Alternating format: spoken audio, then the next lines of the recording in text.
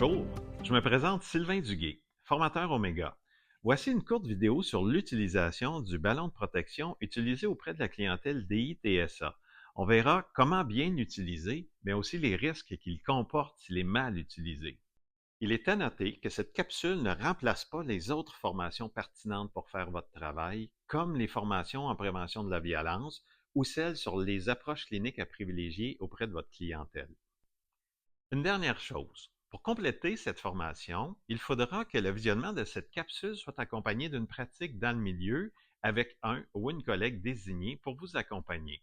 Alors, on se lance. Le ballon de protection est un outil à notre disposition pour assurer la sécurité des intervenants et des usagers. L'usage principal du ballon est de garder une distance sécuritaire avec l'usager sans avoir à garder 2 mètres et plus entre vous et lui. C'est donc le ballon qui crée cette distance. Le ballon sert de barrière entre l'intervenant et l'usager potentiellement agressif, ainsi qu'à augmenter le sentiment de sécurité de l'intervenant pendant qu'il intervient. Pour débuter, voici quelques règles de base lorsque nous utilisons un ballon de protection auprès d'un usager. Premièrement, le ballon doit être un élément neutre de l'environnement. Les usagers doivent le voir au quotidien et pas seulement en situation de crise. Ensuite, le ballon ne doit jamais être soulevé. On le roule toujours, sauf pour le ballon de 33 pouces qui, lui, peut être soulevé. Ou, dans un cadre de porte, avec un ballon plus gros, afin de bloquer l'accès à l'usager. En 3, c'est l'intervenant qui contrôle le ballon durant l'intervention et non l'usager.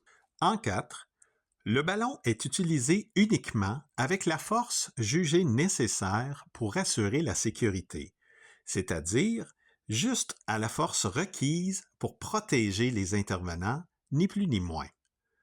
En 5, attention à une utilisation aversive pouvant blesser l'usager. En aucun cas, on ne doit pousser ou coincer l'usager avec le ballon. Il en va de votre sécurité légale, c'est-à-dire qu'une plainte pourrait être faite contre vous si l'intervention n'est pas justifiée ou si une force abusive a été utilisée. En 6, lors d'une intervention, les 2 mains devraient être sur le ballon. Finalement, le ballon est toujours utilisé tel que le décrit l'intervention spécifique à chaque usager dans sa prévention active ou son plan d'intervention. Maintenant, voyons comment se positionner lorsqu'on utilise le ballon de protection. Évidemment, vous devez vous placer derrière le ballon face à l'usager. Votre corps doit être positionné avec les jambes écartées et fléchies de façon à être en équilibre. Le ballon peut être appuyé sur une jambe. Placé ainsi, il peut être manipulé plus facilement. Il est important de toujours avoir le genou fléchi. Au besoin, 2 intervenants peuvent tenir le même ballon, mais seulement le leader de l'intervention intervient verbalement auprès de l'usager. S'il y a 2 intervenants et 2 ballons, vous devez positionner les ballons afin de limiter l'accès à certains lieux. C'est le leader de l'intervention qui dirige son coéquipier. Une bonne communication entre les 2 intervenants est donc importante afin d'intervenir de façon coordonnée et sécuritaire. Maintenant, voyons quelques situations ou contextes dans lesquels le ballon peut être utilisé. Voici la première où un usager est en tension émotive. Il est pacifié par un intervenant qui se protège en utilisant le ballon.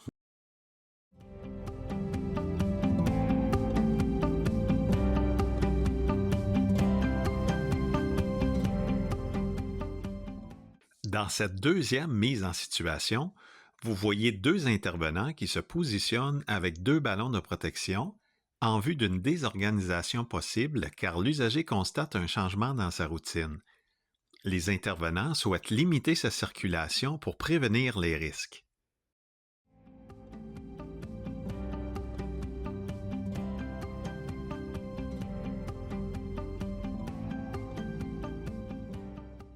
Dans cette troisième situation, l'usager est escorté jusqu'à sa chambre, ensuite il charge l'intervenant.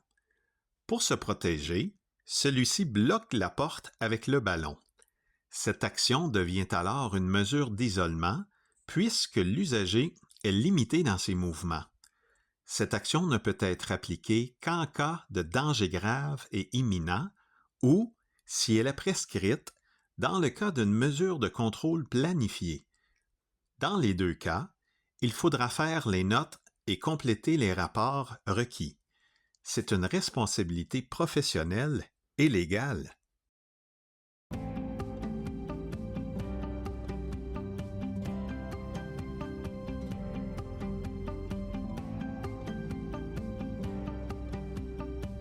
Vous voyez maintenant qu'il est possible de soulever le ballon dans un cadrage lorsque l'usager est de grande taille et tente de passer par-dessus.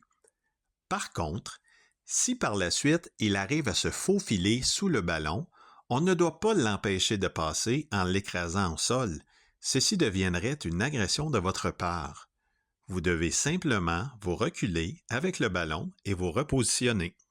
Dans cette dernière démo, on voit que l'intervenante est accompagnée d'un collègue lors de son intervention.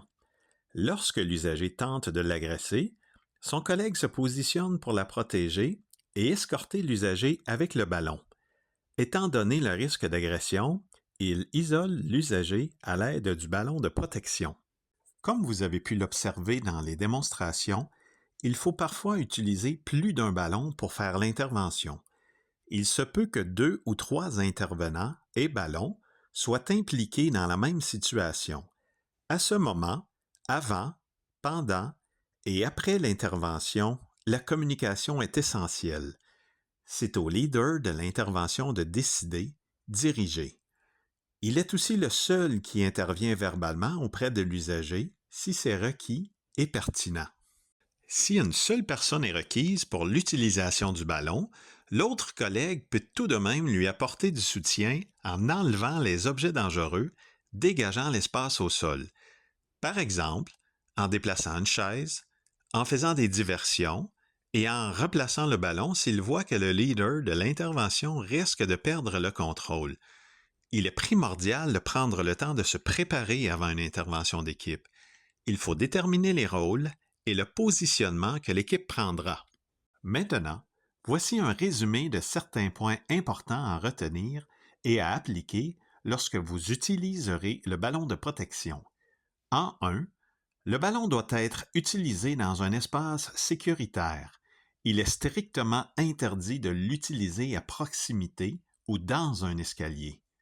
En 2, il est aussi interdit d'utiliser le ballon pour pousser ou coincer l'usager. Ceci est considéré comme une agression physique. En 3, si un danger se présente et que vous devez bloquer une porte avec le ballon pour que l'usager ne circule plus, ceci devient une mesure d'isolement non planifiée. Vous devez déclarer cette action en remplissant les documents requis. C'est une responsabilité professionnelle et légale. En 4, utilisez-le en prévention. Vaut mieux prévenir que guérir. Finalement, référez-vous fréquemment aux fiches de prévention active pour bien connaître les stratégies d'intervention spécifiques à chaque usager. Chers collègues, c'est maintenant votre tour de pratiquer. Commencez avec des collègues pour les premières manipulations, puis avec des usagers, mais dans des contextes où le potentiel de dangerosité est moins élevé. En conclusion, j'espère que cette formation vous aidera à faire votre travail de façon sécuritaire, autant physique que psychologique, mais aussi au plan légal. Pour toute question, référez-vous à vos collègues ou à votre gestionnaire. Merci et bonne pratique!